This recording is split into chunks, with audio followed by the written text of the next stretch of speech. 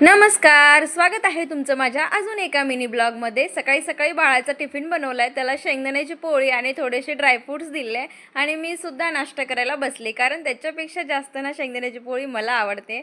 आणि मस्त बाहेर कडक ऊन पडले, त्यामुळे मी इकडे ज्वारी वाळत घातली, वरती मुगाची डाळ आणि थोडीशी ज्वारी धुवून वाळत घातली।